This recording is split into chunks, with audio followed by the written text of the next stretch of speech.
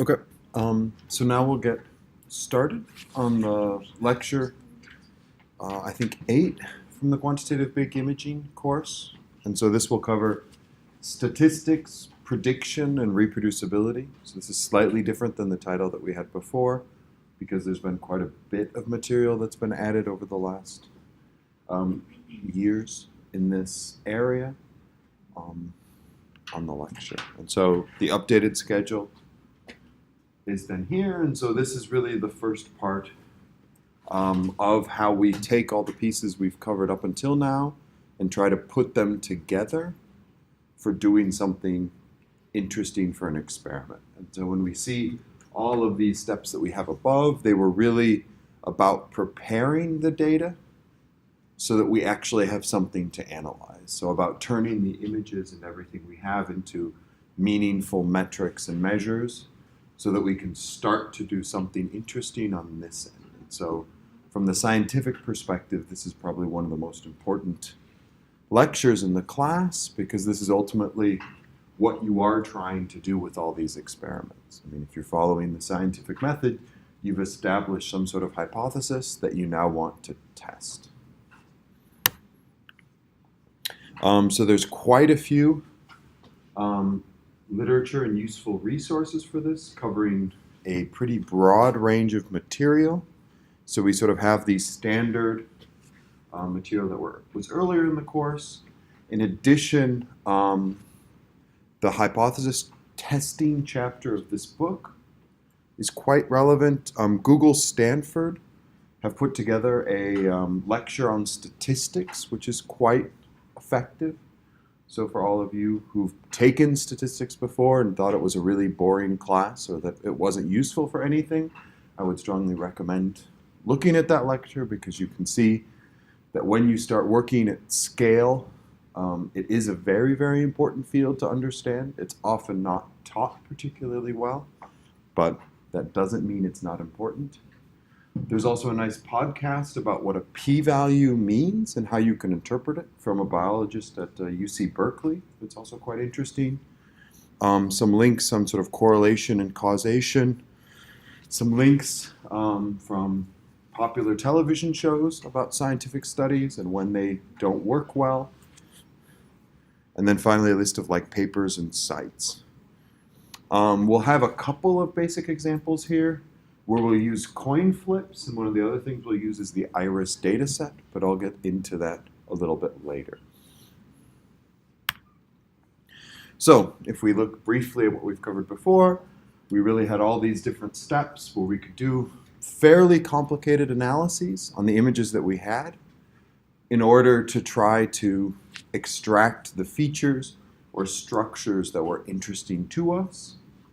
We then had, sort of for complicated shapes, additional tools that we used to try to quantify their complicated behavior.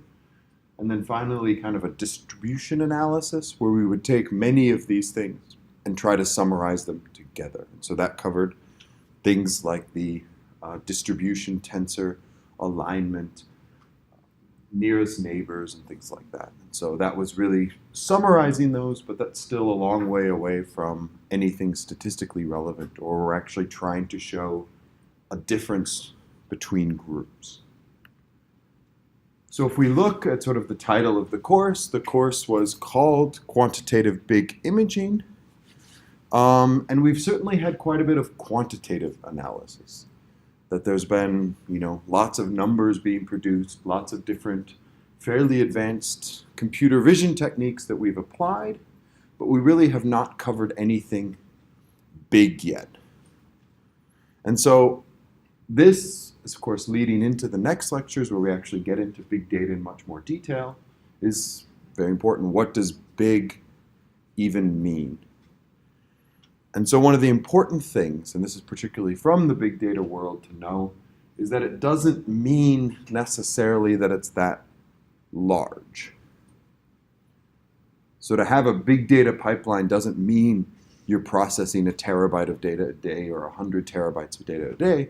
You can be doing small data on 100 terabytes of data a day, and you can be processing 100 kilobytes of data with a big data approach. So it's not necessarily linked to that at all. It means that it's really the right approach that you're taking. And so one of the things that we have with this is this idea of sort of 3 V's, or if you look other places, there's 5 V's. And the idea there is that you have volume, velocity, and variety. And so that when you're doing an analysis, you're capable of handling a large amount of data. You're capable of handling data very, very quickly so that you can process it in a very reasonable amount of time. And you're able to change and adapt the analysis you're doing to a lot of different data sets. And so where, in particular, this is relevant for like the course, is that, if you are building a pipeline with KNIME that we've been using quite a bit in this course, you can make your pipeline work on one image. And because KNIME is sort of a big data tool, or has the ability to link up to sort of the KNIME cluster package and everything else, you can run that exact same pipeline without any changes on 100 machines processing hundreds of thousands of images. And it doesn't require you to fundamentally change what you're doing. And so that's because KNIME uses this tabular approach where you define a list of operations that happen on sort of a row-by-row basis. And that means as your things get bigger, you can easily scale to these much larger data sets. Versus if you are looking at sort of a simple script that you have in a tool like MATLAB, you can write your script to process one image and do an analysis. But if you now have 10,000 images, you can write a for loop and have it process over 10,000 images, but it will require significant modification so that it easily handles that volume of images. And so it's kind of the difference in the level you're working at. I mean, C++ and those other tools are very, very good, very fast. But when you suddenly have a huge amount of data you're trying to process, it requires that you implement the changes that are necessary so that you can handle that quickly. And so that tends to be, strictly speaking, not a big data approach because it's not really scalable, fast, or easy to customize.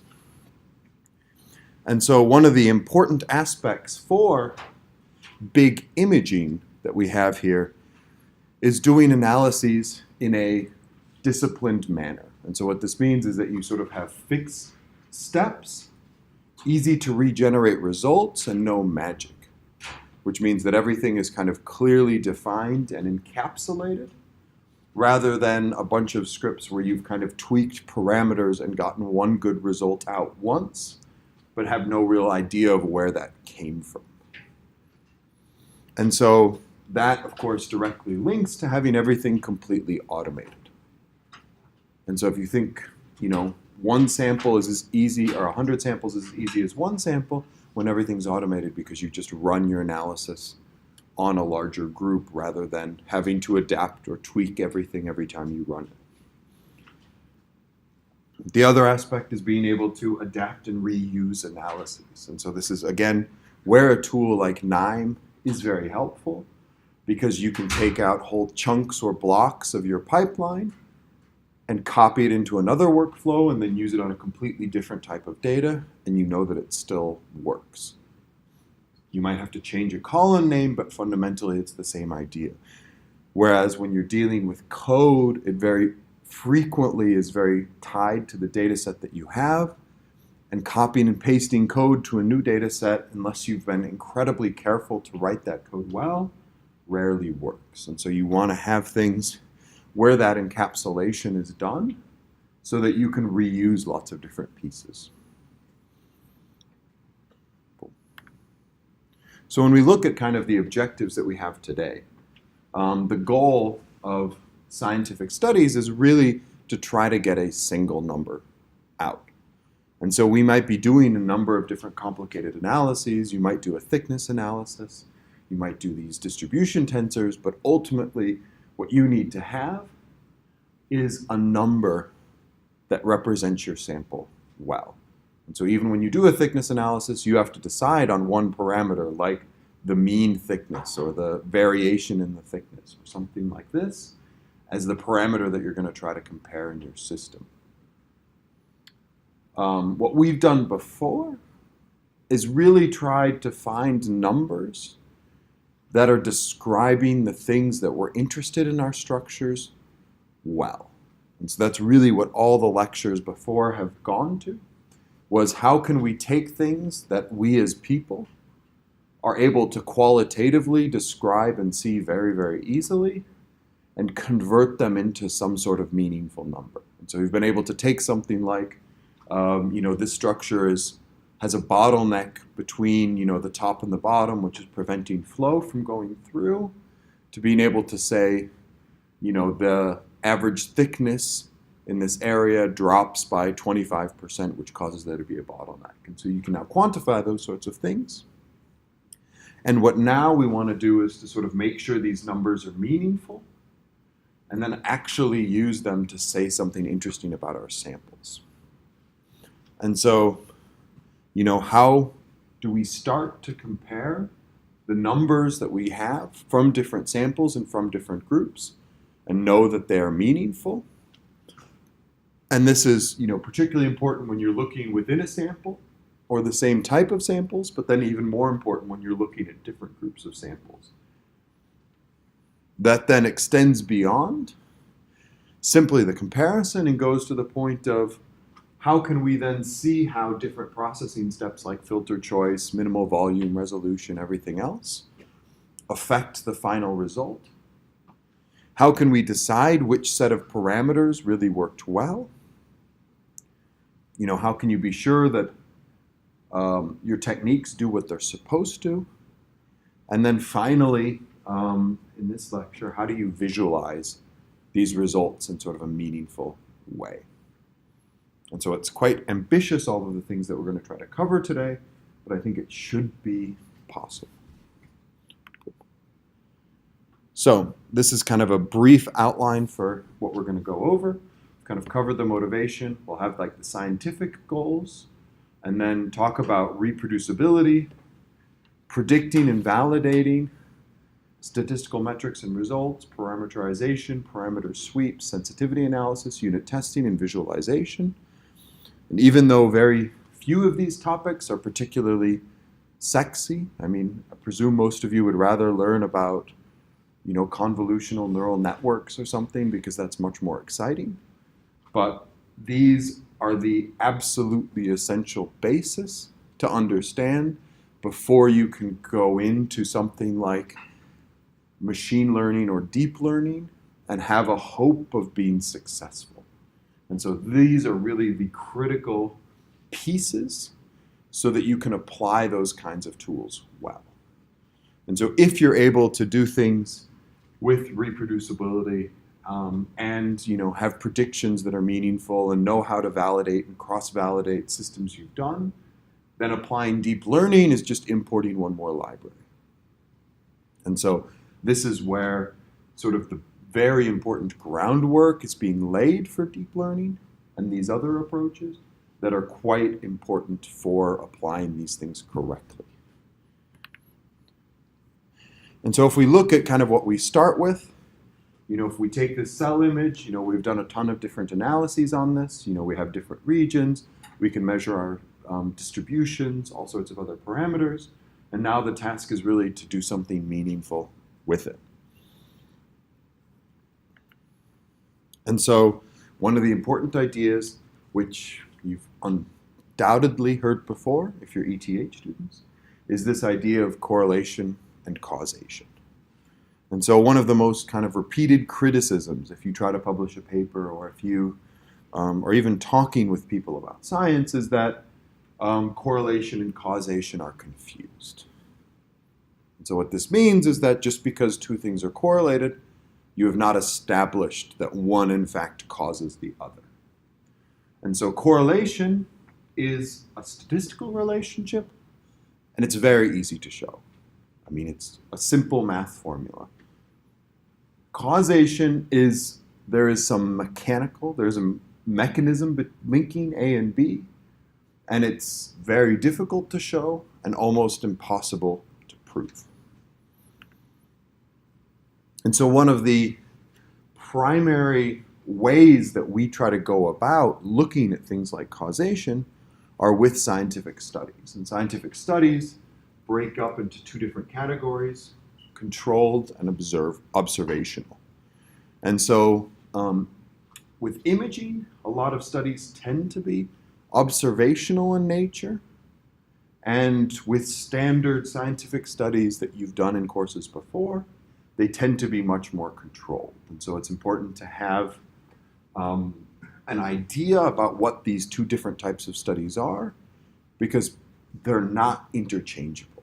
They don't have the same result, and they're not to be published or analyzed in the same way. And so for the first type of study that you have here, it's observational, and this is about exploring data sets and looking for trends. And so this is where you sort of have a random population. And so, this could be you measured a couple samples of rocks you found on the ground. You rarely kind of have a hypothesis. You probably have some ideas about what things you're looking for, but you haven't really come up with a hypothesis. And even more rarely does it actually lead to causation. That if you were to look in ETH and sort of count the number of men and women that you saw, you would probably come to the conclusion that there's more men than women in the world. And this is, of course, not an accurate conclusion, because we know that that's not the case. But your sampling inside of ETH and just counting how many men walk by, how many women walk by, would give you the impression that there's a very large imbalance. But that doesn't mean that, you've established or understood some sort of causation. It's just an observational study. And so it's very interesting to say, when we looked at this campus and we counted the number of men and women, we saw that there were more men than women, but you don't have any ability to extrapolate that beyond what you looked at or try to understand some sort of causation behind it. So that would be one example. Another example where, we looked at 100 people, the ones with blue eyes were on average 10 centimeters taller. Does having blue eyes make you taller? It's an interesting idea, but you can't do anything more than just say this is an interesting correlation at this point. You certainly have not shown any mechanism, and you have no ability to do any kind of more detailed analysis because you just looked at a random group and started to analyze the data. Similarly, if you looked at 100 cake samples, you might find a very high correlation between how long the cake had been cooked and the size of the bubbles in sort of the sponge structure of the cake. Again, it would be a very interesting observation to have, but you haven't shown that cooking time affects bubble size. Maybe the recipe is different, and that's why you have to cook it longer, which makes the bubbles larger or smaller, whatever that might be.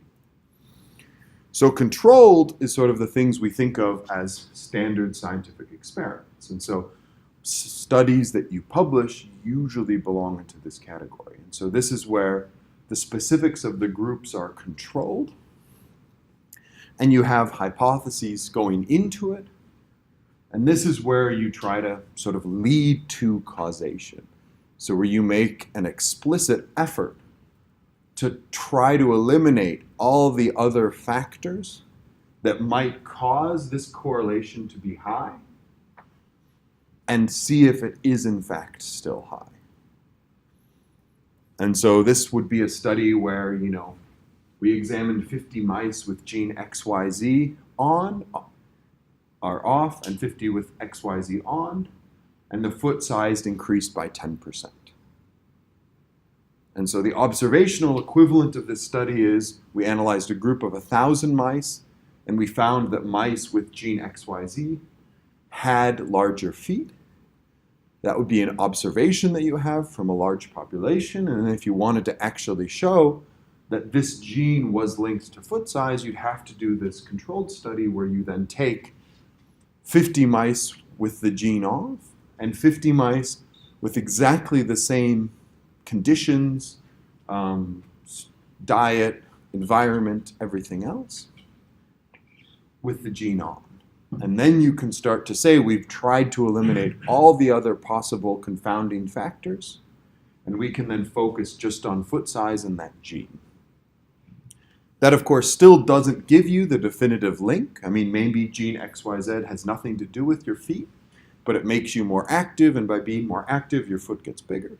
And so you still have things that could be causing that relationship, but you've made a conscious, focused effort of eliminating all those different factors so that you can focus on one result.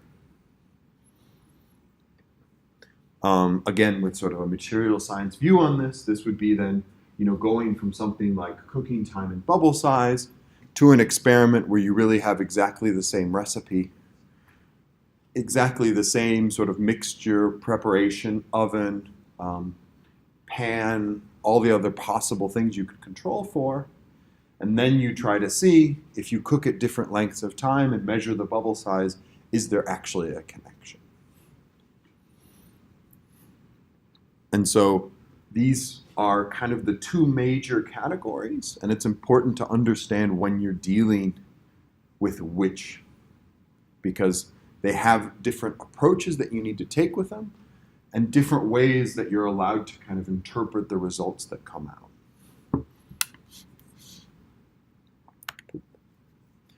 So we will use kind of a simple model here of a coin flip. And so most of the experiments we actually do are much more complicated, but a coin flip is sort of an easy approximation for some of these smaller experiments. And the idea we have here is that, we know a coin should be 50-50. If it's a normal coin, it's just as likely to land on the heads as it is on the tails. And so if we go to a magic shop and buy a magic coin that claims that it isn't 50-50, how many times do we need to flip it to show that it's not, that it is or is not magic?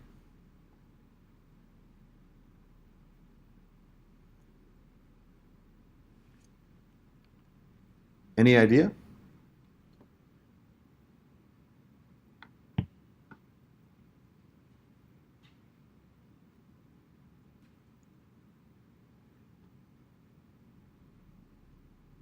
Standard deviation. The standard deviation. So what would that be?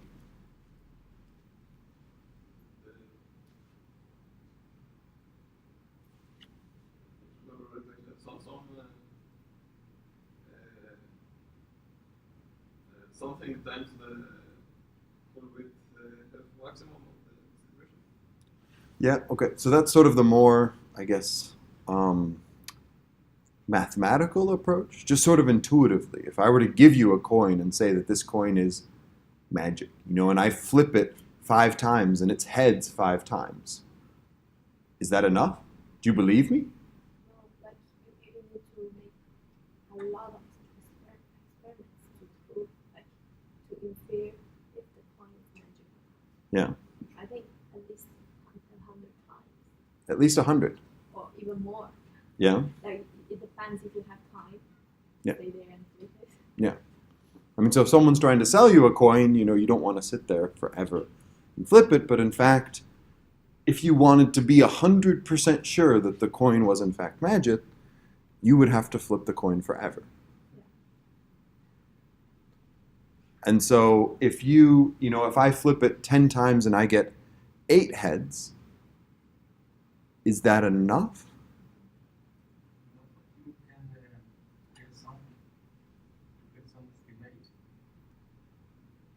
some quantity information, and after what make inference to what will happen if I do 11 times, and then you may be sure that at least it is fair with 90% of Yeah.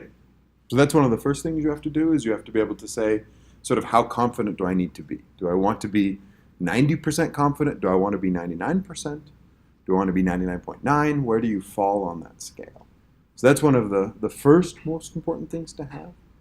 And the second factor that's very critical for this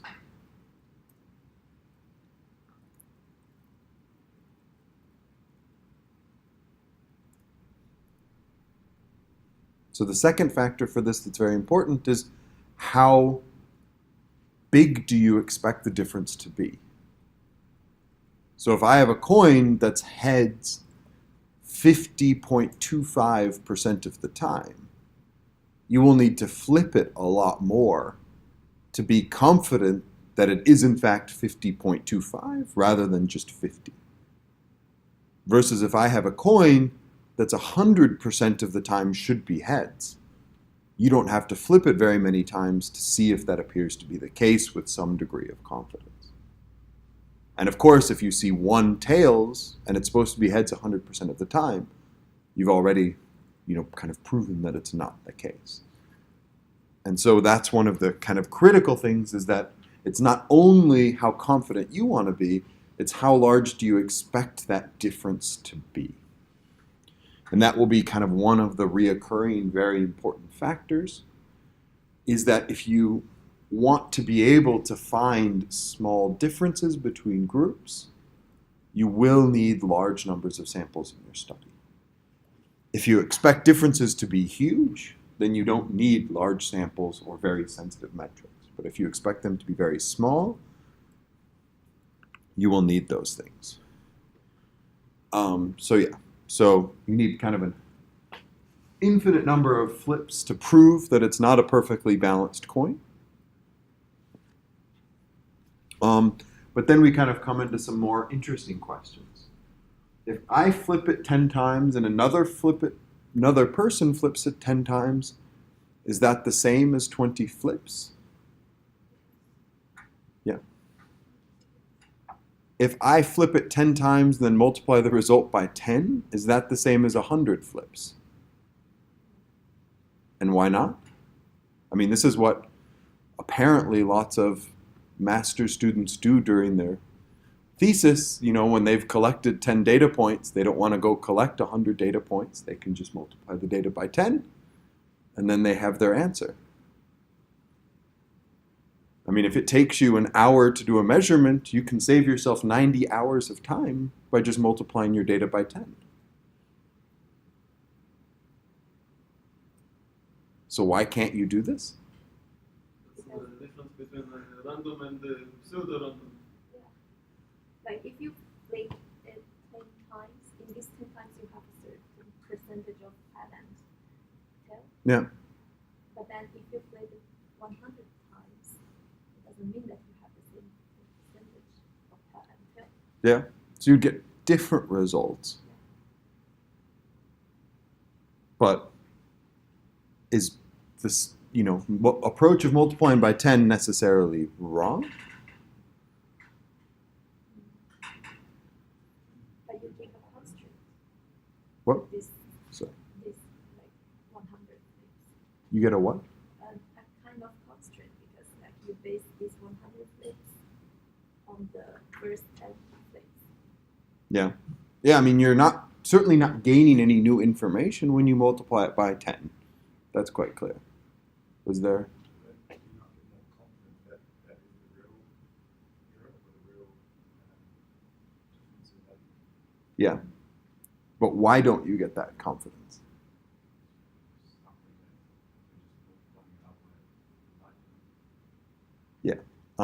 Yeah. So that's basically the idea that you get down to, is that when you have sort of small groups, you expect this sort of mean reversion as you get more and more samples that you take from your group. And so when you take 10 samples, or when you flip a coin 10 times, you might get 6 heads. But the likelihood of getting 6 heads in 10 flips is actually much, much higher than the likelihood of getting 60 heads in 100 flips. And you can even do it yourself if you have lots of free time. But that mean reversion sort of happens when you sample over a much larger number. And multiplying by 10 gives you very different results than if you were to do the same experiment 10 different times and collect the data together and analyze it. And so the entire approach you have of looking at how rare events occur changes when you multiply or when you do more experiments. And so when you have, 10, it's very easy to have 6 heads. When you have 100 and you have 60 heads, that means you had 10 sort of less than 50% expected events occur, which is much rarer than if you just have one of those events occur. And so when you're taking sort of samples, you do allow yourself there can be outliers, but you do a much better job of keeping everything towards the mean. Versus when you have very small samples, it's easy to get a really incorrect interpretation of the distribution. And then if you multiply this, you just amplify those errors up.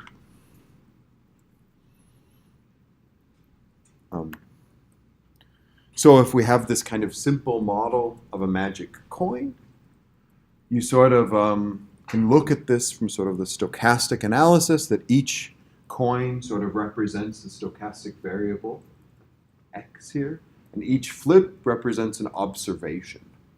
And so the actor performing the flip is this f, and so that you have this xi of f of x is your observation after a coin flip.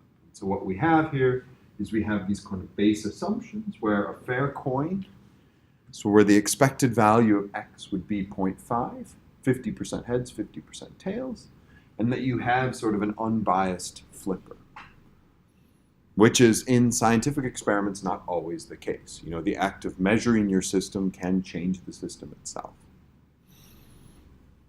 We then kind of have the assumption that each flip is completely independent of all the other flips that have happened, and so that means sort of the probability of having 2 flips like this is the same as the multiplication of their 2 probabilities. And we'd expect the value of the flip is the same as the value of the coin. And so the flipping itself shouldn't be introducing any new result in the system. And so when we try to model this over to reality, we sort of have the idea of a coin flip, and that each flip gives us a small piece of information about the flipper and the coin. And more flips provide more information.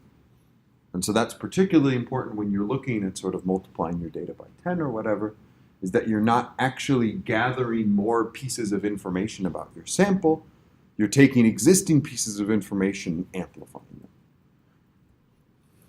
And so the way you kind of want to think about these sort of experiments is that each time you take a measurement, you're gathering a little bit more information about your system. And so that means even when you get 5 heads in a row, that might seem very unusual or not like a useful result, but it's information about your system that's important to gather. And the idea is that random and stochastic variations in the coin and the flipper cancel out. And when you multiply, these variations amplify and don't cancel out. But you have the problem that systematic variations accumulate.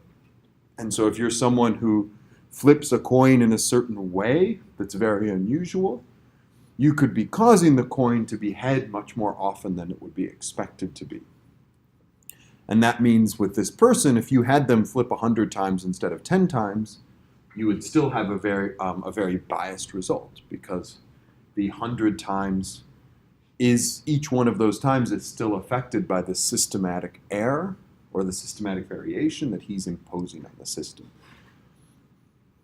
Versus the random or stochastic variation of every time you flip the coin, it's a completely new experiment, that cancel out as you do more and more of these experiments.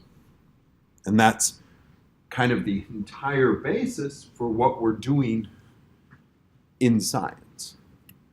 You very rarely see studies where you say, we have one measurement that was 5 and the other measurement that was 6. Therefore, there's a difference between these 2 groups. I mean, if you read a paper like that, you would say this is ridiculous. You would want them to have tested it a couple times to actually see that this result works. And so the whole idea is that when you have kind of random or stochastic variations, you need to do things multiple times in order to be confident that you've accounted for those well.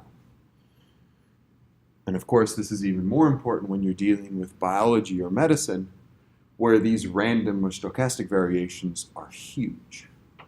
You know, if you walk into a hospital and just look at the different people that come in every day, the difference in weight, size, health level, race, everything is enormous. And so to try to make any assertion based on just 2 patients would be almost impossible, because everything about the patients is different. So if we kind of translate this to our real experiments, you know, each measurement tells us a little bit about our sample, our instrument, and our analysis. And more measurements provide us with more information, so more insight into samples, instruments, and analysis, but these things are all clumped together. And unlike the first lecture, where we had sort of this nice model of you have, you know, in microscopy, some sort of illumination source that's going through your sample, hitting your detector, and then you have some sort of noise added to your reconstruction where you can then take a physical model and take out all of the factors induced by, you know, what the lens was doing, what the illumination variation was doing, what the noise in the detector was doing. With sort of an entire experiment, you very rarely have the ability to disentangle all of these different factors. And so the only hope you have is that a lot of these random or stochastic variations in sample, instrument, and analysis will cancel each other out, so that by doing more analyses, you will get a better result. And so normally, the analysis has very little to no stochastic variation. Can anyone think of when an analysis might have stochastic variation?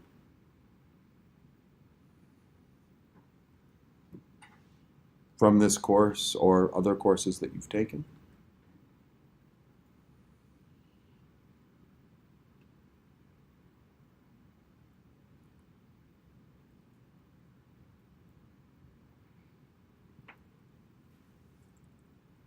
I think one of you already mentioned, so we mentioned in the course at least one, and one of you had already mentioned using a technique that has stochastic variation in the analysis as part of your project.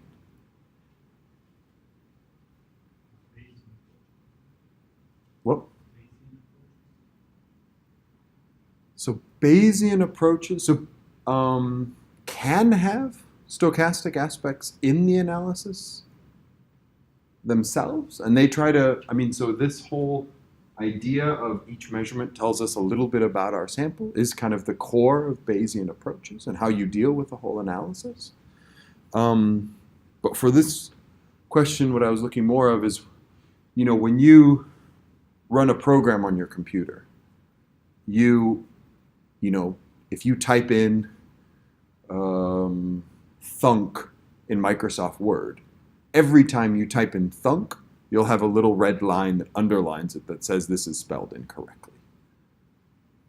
You wouldn't expect, sometimes when you type in thunk, you get a red underline, sometimes you don't get a red underline, it just depends what mood Microsoft Word is in. And so when you're doing your analysis, if you're applying a threshold on a data set, if you give it the same data set, you're always going to get the same segmentation out. Yeah? Yeah, exactly. So when you use tools like the random walker, which is one of the segmentations you have, like k-means clustering, you are introducing some additional stochastic variation in your analysis itself. Because each time you do a k-means analysis, you will get slightly different clusters.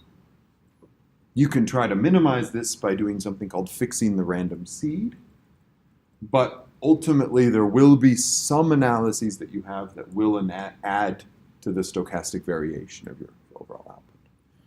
Furthermore, if you're doing experiments where you have Monte Carlo simulations involved, that has a degree of stochastic variation as well. And so if you do one Monte Carlo simulation, it won't necessarily be exactly the same as another one, and so you might be actually adding to that variation that you see.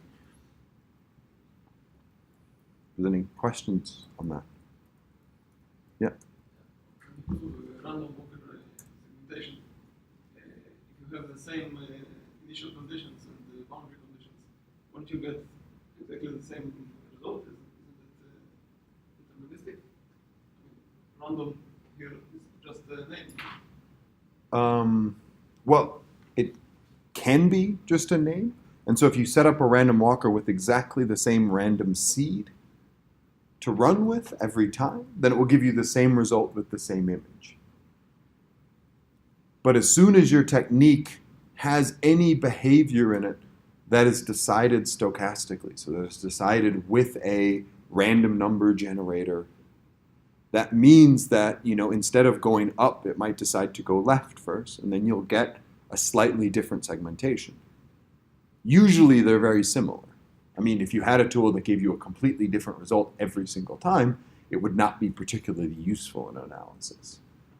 But that it gives you slight variations is common.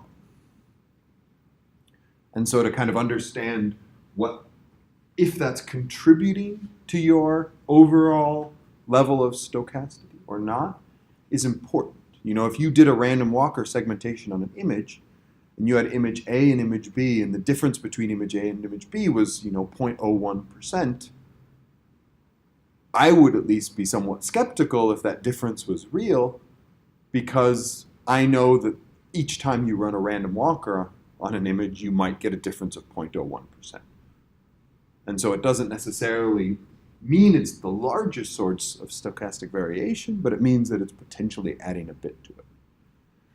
But again, typically, most of the analyses we do will add little to no stochastic variation, which then allows us to focus on just the sample and the instrument that we're trying to minimize the stochastic variation from. And of course, the idea is that if we are able to do image enhancement very well, we can compensate for a lot of the variation we have with the instrument, and that can potentially reduce those effects as well. But that the sample variation is something we can do very little about. So now if we kind of go beyond a very simple model to a slightly more complicated one. And so this data set is a very, very popular data set, and it's called sort of this IRIS data set that was collected in 1936. And if you've used statistical packages in R or Python or probably even 9, you've potentially encountered this data set before. And so basically what it is it's a number of different flowers that were measured and a number of different metrics for each one of those flowers. And so you have the sepal length, the sepal width, the petal length, and the petal width. And so the data set kind of serves as a nice way of seeing how do these different types of species of flower sort of differentiate themselves. And the ones we have are setosa, versicolor, and I think virginica. If we go down here, we see them. And this is, I think we've shown one or two of these plots before, but it's a very helpful plot when you're dealing with a new data set with a lot of different metrics in it. And it's called sort of a scatter plot matrix or a pairs plot, depending on which tool you're using or which paper you've read that has it. And so here what you see along the x-axis are all of the variables: sepal length, sepal width, petal length, petal width. And then on the y-axis you have the same variables. And what this allows you to see are sort of what is the relationship between these different values. And so, of course, all the diagonal ones are straight lines because you're plotting sepal length against sepal length, and so you'd expect that to be perfectly matched up. And all of these other ones, the upper right corner and the bottom right corner, are just transposes of each other. But what it gives you the ability to see are there kind of groupings that fall together, and which variables are correlated with one another and which ones are not. And so if you were to look at a plot like this, you have here petal length and petal width in that graph. And those are very strongly correlated. And so to use both of them in a model wouldn't necessarily give you that much new information because they're probably covering the same sort of thing. Whereas if you look at sepal width and petal width, you get very different pieces of information. There's very little correlation. There's very little of sort of a line trend behavior that you have there. This then also gives you the ability to say which variables would be good at separating groups in this image.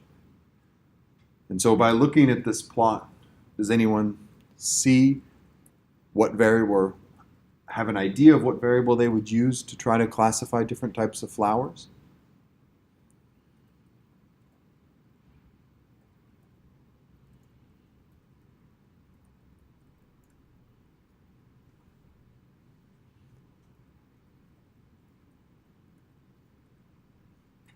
Or which variable you wouldn't use? I guess both of them are equally useful.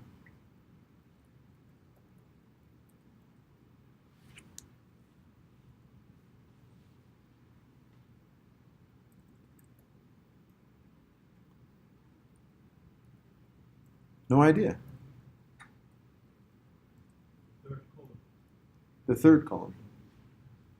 Yeah, so the third column would work quite well. This represents the X. All of them have the same Y. Yeah. So this variable, the petal length, would work quite well because we see that the red, the green, and the blue all fall quite separately for us. And so that would give us the impression that it would potentially be a useful factor if we're trying to decide what species of flower to use. You know, if we look at then this group with the x-axis here, all of them kind of fall on top of each other. And so when you have points here that are, you know, there's blue, green, and red, all on the same vertical line, which means it would be very difficult to write something or to come up with a rule for distinguishing those different groups based just on that variable. And so this kind of leads in a little bit naturally to this idea of reproducibility. And so this is a very, very broad topic. This will only be a very short introduction to what we're trying to do here. And the idea is that when you do experiments and when you do analyses, you want everything to be as reproducible as possible. You don't want to have things that no one else is capable of producing the same results, because even if those results are very, very interesting, you will have a tough time convincing them that they're correct if they can't do the experiment themselves and see the results. And so for the post-processing, what this really means is that you don't want to have a lot of platform dependence. You don't want to be using proprietary or in-house algorithms. You don't want to have manually quick clicking, tweaking, or copying. And ideally, you want one script or one tool to go from the image to the result so that you have a very clear analysis that you're running where there's no, you save the data here and then you reload another program and import the data and then run this and run this and run this, because that makes versioning very difficult. Because if you update your image processing steps, you need to remember to run the analysis and then run the statistics and then run everything else afterwards in order to update your results. And if you forget to run one of those steps, then your results are no longer matching what you thought you were doing.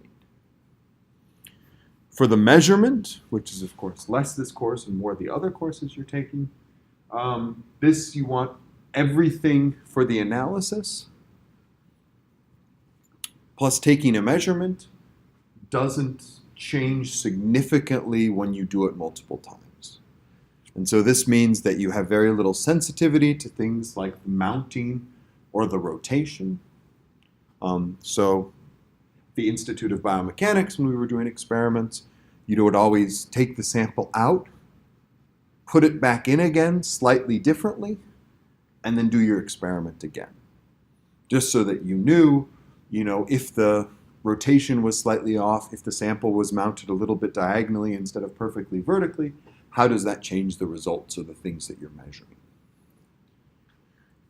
You want to have sort of minimal sensitivity to noise. And so if you're in an area where the images are incredibly noisy, you want to have good strategies for minimizing that kind of noise, because that will obviously change what's happening.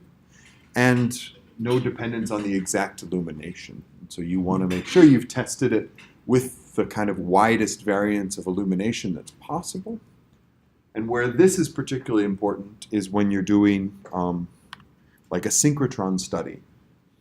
If you do your first 5 samples at a synchrotron using sort of this X-ray beam in 2010, and you do your last 5 samples in 2014, in that gap of time, they've upgraded 3 of their crystals, they've changed how their cameras work, they've upgraded their sensors, and so you will have things that are very difficult to kind of compare. And so that will make doing your analysis much more difficult than trying to establish that there's a difference between your sample groups when your measurements are completely different is very tricky. One of the things that's commonly done to mitigate against that kind of problem is if you're trying to show that there's a difference between, let's say left and right leg bones, that you wouldn't measure all 5 of the left bones in 2010 and then all 5 of the right bones in 2013, because then you don't know if the difference is coming from the bones or coming from the fact that they've changed everything with the detectors between your 2 experiments. And so what you would do there would be to measure 2 left and 2 right in 2010, and then measure 3 left and 3 right in 2013. So that you sort of have the differences that you expect in the detector also inside of your sample groups. And so this requires some sort of planning in advance, that your groups are divided well, and that you're not doing something that's guaranteed to give you a positive result. And you have some way of kind of controlling for that variation. Okay, so we'll take a small break there and then continue afterwards. Are there any questions on this part so far?